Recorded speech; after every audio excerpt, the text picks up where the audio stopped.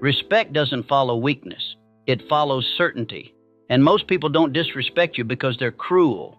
They disrespect you because you've taught them it's allowed. You speak small, walk unsure, shrink in rooms where you belong.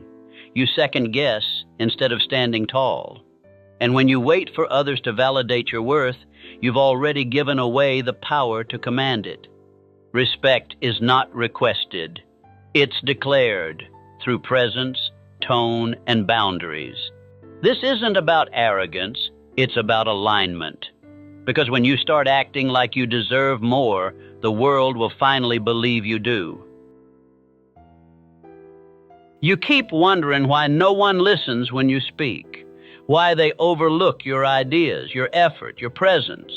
You assume it's them, their ignorance, their selfishness, their ego. But what if it's not? What if the lack of respect you're getting isn't about them at all? What if it's about you? What you allow, what you accept, what you silently teach them by how you carry yourself. People don't treat you how you deserve, they treat you how you show them to. And every day you're sending a message, even if you never say a word. Your body language, your tone, your energy, your presence, it all speaks before you ever open your mouth. If you walk into a room with your head low, your voice unsure, your values negotiable, you've already told them how to treat you. And they will follow your lead. Because here's the truth, respect isn't demanded, it's trained. Not with force, not with arrogance, but with consistent self-belief. You don't get what you hope for, you get what you expect. And if deep down you don't believe you're worthy of respect, that belief leaks out. It shows up in how you settle, how you let people interrupt you, how you don't follow through on your word, how you avoid confrontation. You're not invisible. You're just quietly agreeing to be overlooked. And that agreement, it's not made once. It's made every day you choose silence over standards. Every day you swallow your opinions to avoid tension. Every time you laugh at things that aren't funny just to fit in.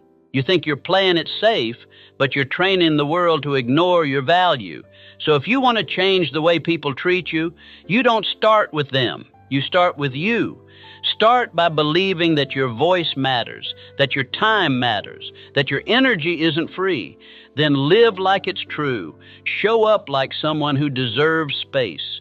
Speak like someone who expects to be heard. Move like someone who's decided they're done playing small. Because people don't rise to meet your potential. They react to your certainty. They treat you with the same respect you give yourself. No more, no less. So if the world's been cold, dismissive, uninterested, maybe it's not rejecting you. Maybe it's reflecting you. And that can feel heavy, but it should feel empowering. Because if you're the one who trained them, you're also the one who can retrain them. You can reset the tone, redraw the boundary, redefine the role you play in your own life. And it starts now with a decision, not a loud one, not a dramatic one.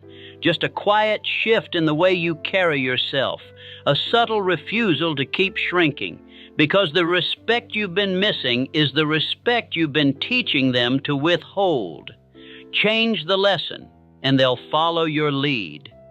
Respect isn't given, it's mirrored.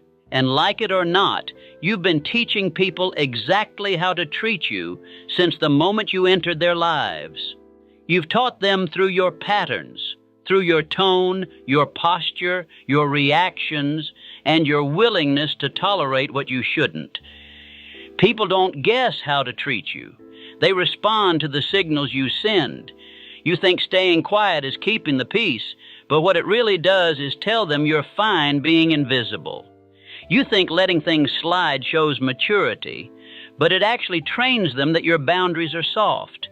You think over-delivering earns appreciation, but too often it just tells them you're available to be used. The world learns your value by how you value yourself, and you're training them constantly without speaking a word. Every time you say it's okay when it isn't. Every time you agree when you actually disagree. Every time you put yourself last and call it kindness. That's not noble. That's not strength. That's permission. And don't get it twisted. Confidence isn't about being the loudest in the room. It's about how you carry yourself when no one's watching. It's in the way you enter a room, the way you look people in the eye, the way you say no without explaining.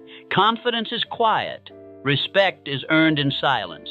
And every time you uphold your own standards, the world notices, even if it doesn't clap for you, because people test you, not out of cruelty, but because they're wired to seek boundaries. They push until something pushes back. If they find no resistance, they don't adjust. They keep taking, keep dismissing, keep overlooking, until you show them you're not one to be overlooked. And that doesn't mean you explode. It means you become unshakable. It means you stop flinching at the fear of being misunderstood. You stop apologizing for having standards. You stop watering yourself down to make others comfortable. That version of you, the one that's been molding and bending to fit into places you've outgrown, it's tired. And it should be, because there's a difference between being humble and being hollowed out. There's a line between generosity and self-erasure, and you don't earn respect by disappearing. So take a look at your life. What have you been teaching the world? What message have your habits been sending? What have your silences been saying on your behalf? You don't need to be louder. You need to be clearer. Clear in your actions, clear in your boundaries, clear in your self-respect. Because when you're clear, so is everyone else. Teach them again, this time from strength. There was a time I thought staying small was wise, that shrinking back, biting my tongue, and downplaying my strengths made me humble. But that wasn't humility. That was fear in disguise. That was self-protection disguised as virtue. And in trying not to make waves, I drowned silently in my own life. I used to think that if I didn't take up space, I'd be safe, that if I made myself less, others would feel more comfortable, and somehow that would earn me belonging. But all it ever earned me was invisibility. All it ever taught people was that my needs were negotiable, my voice was optional, and my presence was forgettable. And maybe you've done the same. Maybe you've told yourself, I don't want to seem arrogant, when really you were just afraid to be seen. Maybe you've kept your ideas locked away because you didn't want to take over the conversation, but deep down you were scared your words weren't worth hearing. That's not humility. That's self-betrayal. Shrinking doesn't keep you humble. It keeps you hidden. And the more you hide, the more you teach your own spirit that you aren't worth showing up for. Every time you downplay your talents, your thoughts, your dreams, you chisel away at your confidence. Not all at once, but slowly, quietly, like water wearing down stone. And here's the truth. The world doesn't benefit from your smallness. No one is uplifted by your silence. Playing small doesn't make others feel more powerful. It just robs the room of your light. And if your presence offends the insecure, that's not your problem to solve. Humility isn't thinking less of yourself. It's thinking of yourself less, but with strength, not with shame. You can be grounded and bold, kind and unshakable, generous and unapologetic. The two are not opposites. They are the balance of power and grace. So ask yourself, where have I been shrinking out of fear? Where have I been silencing myself to make others comfortable? Where have I betrayed my own voice in the name of politeness? Because this world is loud. And if you don't claim your space, it will be taken by noise. If you don't show up with intention, you'll live by default. And if you don't respect your voice, no one else will either. You weren't made to be invisible. You weren't designed to dilute yourself. Your strength doesn't threaten real people. It inspires them.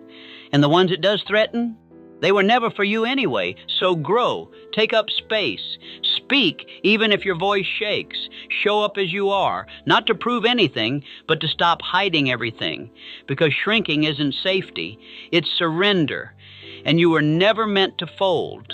There's a moment in life when you get tired of waiting, tired of shrinking, tired of seeking permission just to be yourself. and not the quiet kind of tired, the soul-deep kind, the kind that makes you stare at the ceiling at night and whisper, "I can't keep living like this."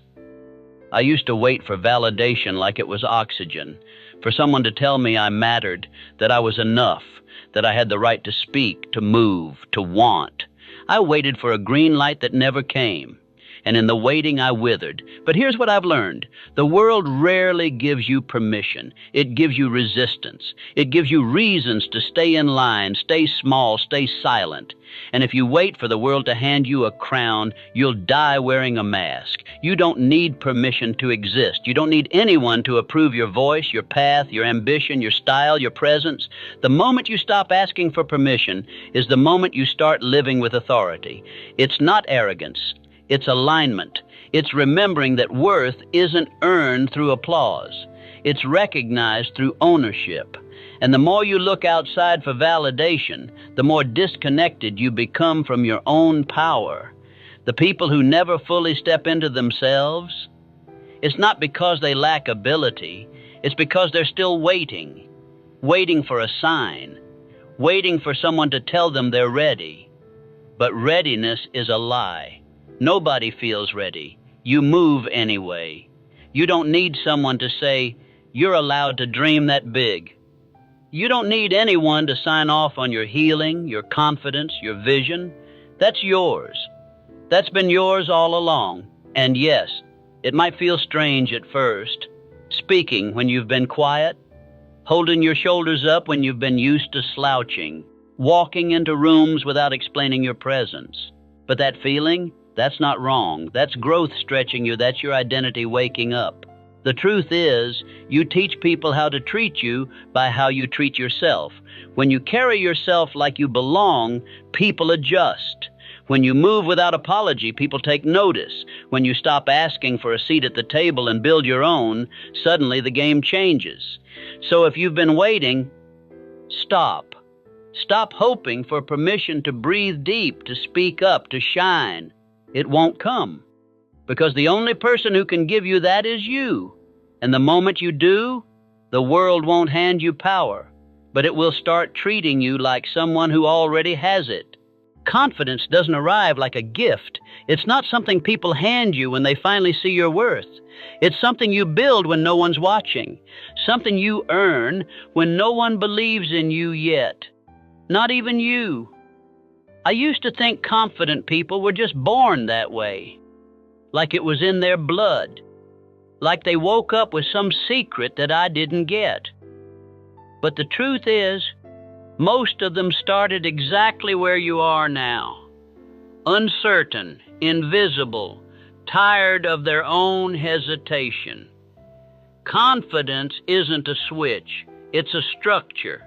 And every time you show up when it's easier to disappear, you lay a brick. Every time you keep a promise to yourself, no matter how small, you reinforce that foundation. That's how belief is born, not in big, loud moments, but in quiet, consistent ones. You want to feel stronger? Start keeping your word to the one person who's always listening, you. Because when you say, "I'll get up early," and you do, even once, your brain registers it.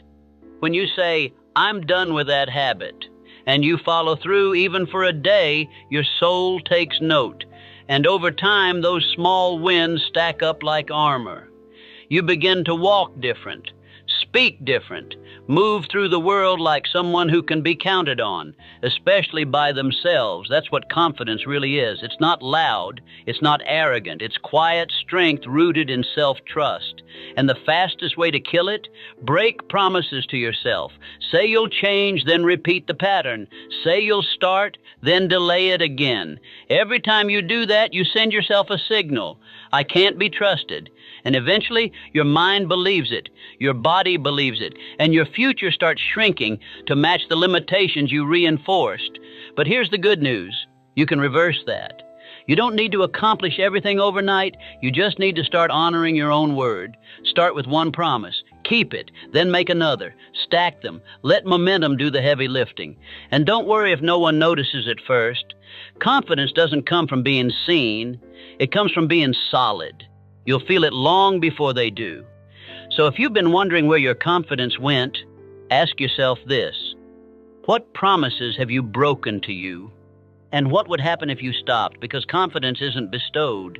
It's built by you, for you, one promise at a time. They told you you were too intense, too loud, too ambitious, too emotional. So you dialed it back, smiled smaller, shrunk your dreams, bit your tongue. And slowly, without realizing it, you began editing yourself. Not because you wanted to, but because you thought you had to. Because somewhere along the line, you believed the lie that your full self was too much for the world to handle. But here's the truth. You were never too much. They were just too insecure. Insecure people are threatened by authenticity. They feel exposed next to someone who's bold enough to be real. So instead of rising with you, they try to reduce you. Instead of celebrating your fire, they try to contain it. And if you're not careful, you'll start doing their job for them. You'll mute your own voice just to stay accepted by people who are never ready for your full volume. That's not humility. That's self-abandonment. Every time you dim your light to make someone else feel more secure, you reinforce their comfort zone, not your growth. And over time, you begin to feel disconnected from yourself, like something's missing, like you don't even know who you are anymore. That's the cost of self-editing. It doesn't just silence your voice, it erases your identity. But you can reclaim it. You don't need permission to show up fully. You don't need validation to take up space. You don't owe anyone the watered-down version of yourself just to keep the peace. Because the world doesn't change when you play small. It changes when you stand up, speak clearly, and stop apologizing for being the exact person you were designed to be. You are not too intense. You are focused. You are not too loud. You are expressive. You are not too driven. You are awake. And if that makes others uncomfortable, that's not your burden to carry. That's their invitation to rise. So stop apologizing for your passion. Stop diluting your power. And stop editing your essence just to fit into someone else's shrinking expectations. Because the more you edit yourself, the more the world misses out on the real you. And the more you begin to believe you weren't enough in the first place. But you are. You always were. You're not too much. They're just not enough to hold it. And that's not your problem to solve. Respect doesn't begin with kindness. It begins with boundaries. We're taught to think that saying yes makes us liked, that being agreeable makes us valuable, and that denying others makes us selfish. But the truth is, the fastest way to lose respect, both from others and from yourself, is to say yes when you mean no. Because every time you betray your own limits, your self-respect takes the hit. People don't respect endless access. They respect standards. Boundaries are not walls. They are doors with locks. They don't shut people out. They clarify who is allowed in and under what conditions. Saying no is not cruelty. It's clarity. It's you drawing a line in the sand and saying, this is where I end, and this is where you begin. You're not rejecting someone else, you're respecting yourself. And if someone takes offense to your boundaries, they were never interested in a relationship. They were interested in control. Real respect is born in the space where you define what's okay and what's not. It grows when people see that you're not moved by pressure, that you don't owe them your time, your energy, your peace. You give it by choice, not obligation. Boundaries teach people how to treat you. They say, I love myself enough not to abandon me for you. They say, I won't trade my well-being for your approval. They say, I know my worth, and it doesn't come with unlimited access. Because every yes you give to the wrong thing is a no to the right thing. Every time you say yes just to avoid conflict, you abandon the version of you who's trying to grow, trying to heal, trying to show up with integrity. And that abandonment, even when no one else sees it, leaves a mark. But the moment you say no, with love, with calm, with conviction, something shifts inside. You stand taller. You speak clearer.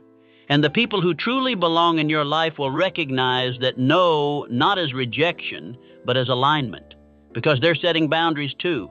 You don't owe the world your exhaustion. You owe your self-protection. You owe your goal structure. You owe your peace a gatekeeper. And that gatekeeper is you. So if they leave because you said no, let them. They were never here to stay. But the ones who remain, they'll honor your no, and they'll mean their yes. Boundaries don't repel love, they filter it.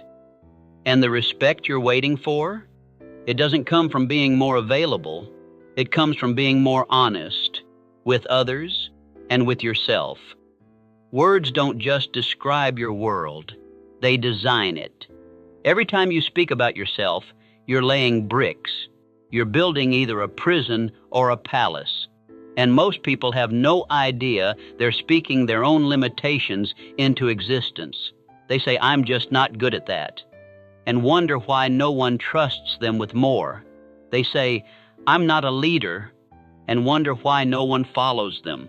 They say, I'm trying, and wonder why they never finish. Weak language weakens you, because the world listens, not to your potential, but to your presentation. And if you keep presenting yourself as small, unsure, hesitant, don't be surprised when that's exactly how people treat you. The most dangerous words you'll ever say are the ones that seem harmless. The jokes you make about yourself, the way you downplay your strengths, the way you shrug off compliments. It might feel humble in the moment, but over time you're programming your mind and theirs to believe less of you. And when your own mind stops believing in you, respect leaves the room. Because people can feel when your words are rooted in conviction and when they're just noise. If you say you're committed, but your tone says maybe, they'll follow your tone. If you say you deserve better, but your body language says you'll settle, they'll follow the body. Respect doesn't come from volume. It comes from alignment. When your words, posture, and presence all tell the same truth, and that truth must begin inside. Speak with authority, not arrogance. Speak your goals, not your doubts. Speak your effort, not your excuses. Because every time you speak from your power, you reclaim a piece of yourself that the world tried to diminish. Change your language and you change your life. Start by catching yourself. Stop saying, I can't. Start asking, how can I? Stop saying, I'm not ready. Start saying, I'm learning. Stop saying, I'm just. There is no just about you. Your words should be rooted in vision, not validation. Speak as the person you're becoming, not the one you've been. That shift alone will start reshaping how the world sees you and how you see yourself. Because the more certainty you carry in your words, the more weight they carry in the room. And the truth is, every powerful person you admire, they weren't always confident. They just stopped letting weak language narrate their story. So from this moment on, speak strength, speak purpose, speak identity, not to impress others, but to remind yourself who you are, so the world never forgets. If you keep showing up like you don't belong, don't be surprised when people agree with you. Respect doesn't begin in the room. It begins in the mirror. And the harsh truth is this: if you act like the underdog long enough, people will treat you like one. Not because they don't see your value, but because you keep hiding it. Stop waiting for the world to crown you worthy. That's not how it works. The world reflects what you project. And if you project self-doubt, if you lead with apology, if your energy says, I'm lucky to be here, then every conversation, every opportunity, every relationship you touch will start from a place of imbalance. And here's the real danger. Eventually, you'll start believing the role you've rehearsed. You'll shrink before you even speak. You'll nod when you should object. You'll laugh at jokes that belittle you. You'll over-explain simple decisions because you're trying to prove you're allowed to take them. That's not humility. That's surrender. You weren't born to play small. You weren't born to be tolerated. You were born to make people pause when you walk in, not because you're loud, but because your presence doesn't flinch. You don't need arrogance. You need alignment. When your tone, your words, and your posture all say, I belong here, the world doesn't question it. It's not about being perfect. It's about being unapologetic. People aren't drawn to flawless confidence. They're drawn to people who have flaws and still show up anyway, still speak clearly, still carry themselves with calm certainty. You don't need to know everything, but you do need to stop introducing yourself as less than you are. Take up space, make eye contact, speak once, and let your words land. Stop preemptively shrinking in case someone doubts you. Let them doubt you. Let them underestimate you. Then let your presence correct their assumptions. Because when you stop playing the underdog, everything shifts. You begin to speak from a place of direction, not defense. You begin to act like a peer, not a project. You begin to carry yourself like the answer, not another person seeking approval. And that shift doesn't just change how people treat you, it changes how you treat yourself. You stop apologizing for ambition. You stop downplaying your story. You stop waiting for a tap on the shoulder to give you permission. You give it to yourself. You're not the underdog. You're not lucky to be here. You're prepared. You've earned this. Now act like it. You will never rise above how you see yourself. You can chase every goal. You can repeat every affirmation. But if the image you hold in your mind is small, scared, or scattered, everything you build will eventually collapse under the weight of that belief, because your outer world will always rise or fall to match your inner one. This isn't self-help fluff. This is law. People don't treat you how you are. They treat you how you believe you are. You can't fake confidence when your self-image whispers doubt. You can't sustain success when deep down you don't believe you deserve it. You can't lead others if you don't believe your own voice. And here's the part most people miss. Your self-image isn't who you are. It's who you've rehearsed being. That version of you, it was built by old voices, old experiences, old fears. It came from rejection, shame, silence, and survival. But survival is not the same as identity. You don't owe your loyalty to an outdated version of you. You can upgrade the image. You can rewrite the code. Because just like any pattern, self-image is a habit, and habits can be replaced. So how do you do it? You start by noticing how you talk to yourself when no one else is around, the tone you use, the names you call yourself, the judgments you carry. If you spoke to someone you love the way you speak to yourself, would they feel strong or small? You change that voice. You start keeping small promises to yourself, daily, consistently. You build evidence, because self-image doesn't change through hype. It changes through proof. You build a life that reminds you who you are becoming, and you stop reinforcing the image you're trying to outgrow. No more self-deprecating jokes. No more casual, I'm just not that type of person. No more identity statements that start with, I always mess up, or I've never been good at that.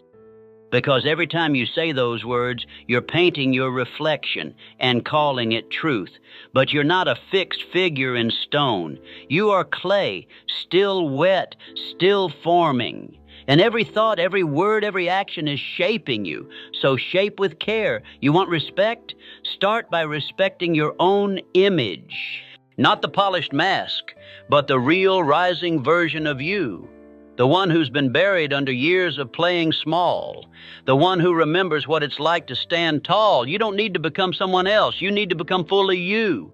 So every time you doubt yourself, pause and ask, who gave me this image in the first place? Then take the brush back.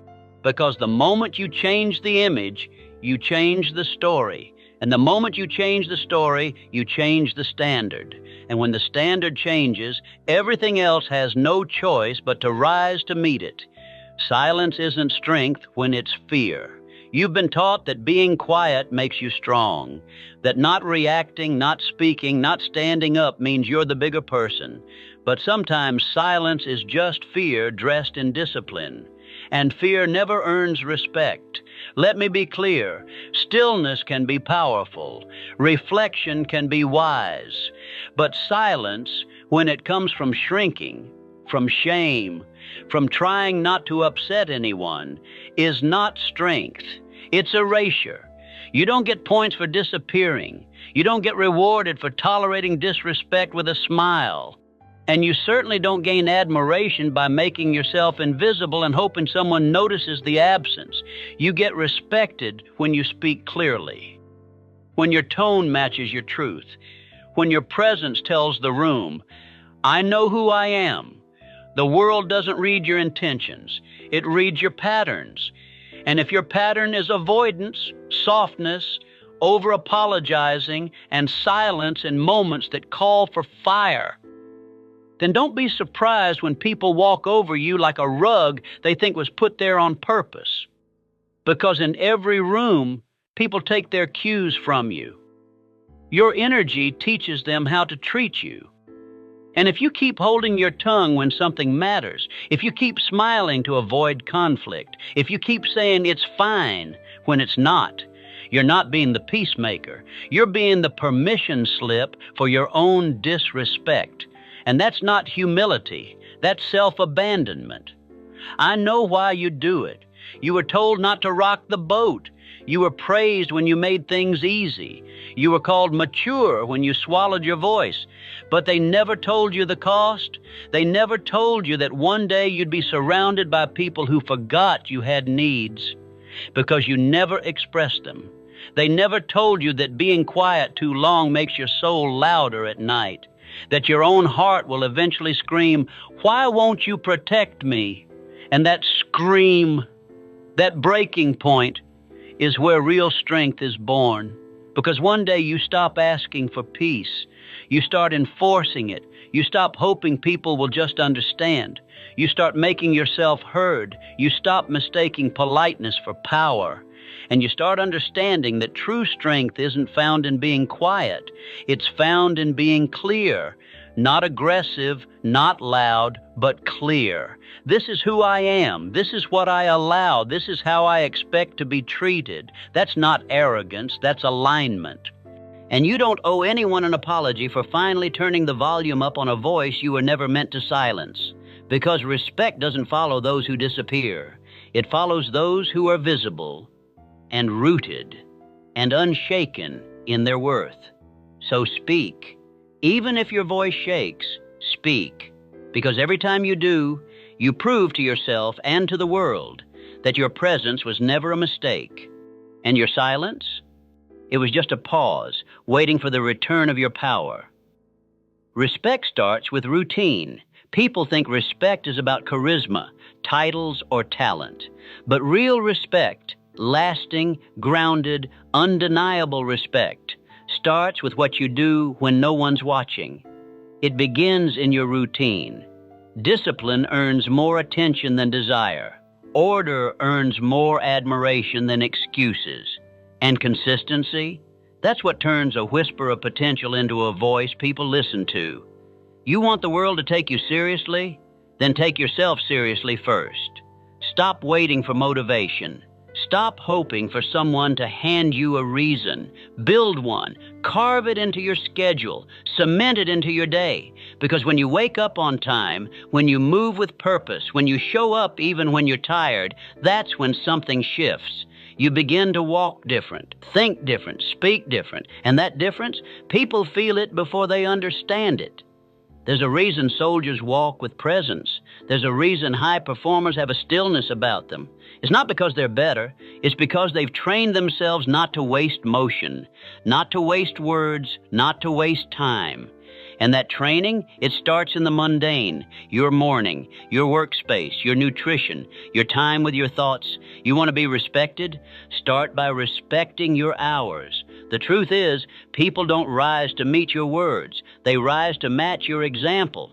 If your actions are sloppy, your results will echo that. If your habits are scattered, so will your influence be. But when your routine is rooted in clarity, you don't have to shout, you don't have to convince. You simply walk in and people feel it. You command the room by commanding yourself. That's the power of routine. It sees the truth before anyone else does. It knows when you're pretending. It knows when you're avoiding. It knows when you're letting yourself down. And what's wild is the world responds to that, because the way you treat yourself becomes the blueprint for how others treat you. If you avoid eye contact with your own reflection, if you speak to yourself with disgust, if you walk past that mirror with shame, what kind of energy are you radiating? What kind of permission are you giving people? Here's a hard truth. People rarely treat you better than you treat yourself. Not for long. If you neglect your body, they'll overlook your value. If you downplay your opinions, they'll ignore your voice. If you tolerate your own mistreatment, so will they. But when you start showing up for yourself, everything changes. The mirror reflects more than appearance. It reflects belief, and belief is contagious. You start standing taller. You make better choices. You speak with more certainty, not because someone else gave you permission, but because you stopped waiting for it.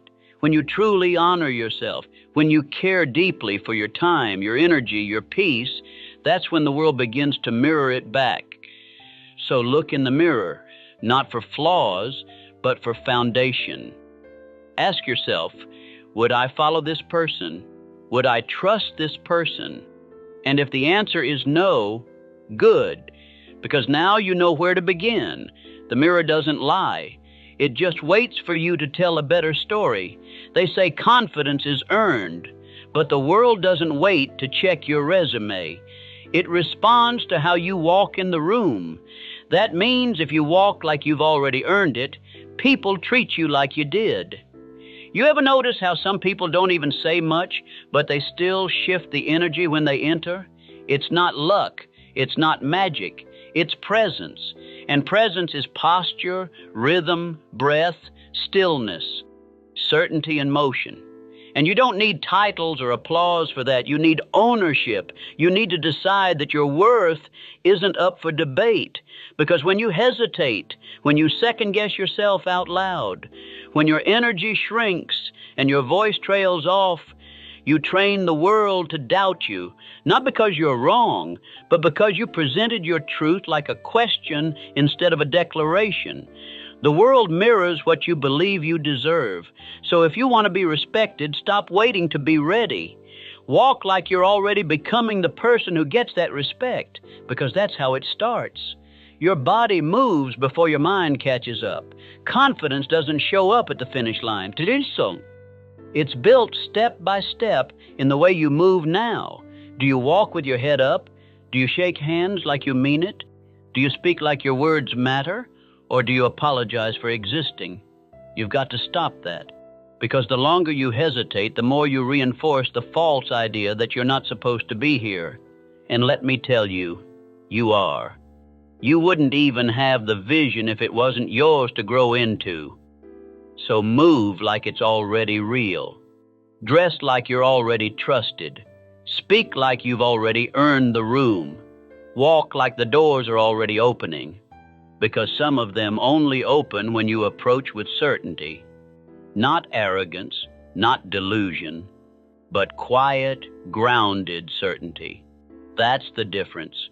People chase confidence, but they forget it's not a feeling, it's a stance. And that stance is trained. Trained in the morning you show up, even when you feel like hiding. Trained in the moment you speak the truth, even when it shakes. Trained in how you carry yourself through silence, rejection, delay. Walk like you've already earned it, because the moment you do, you begin to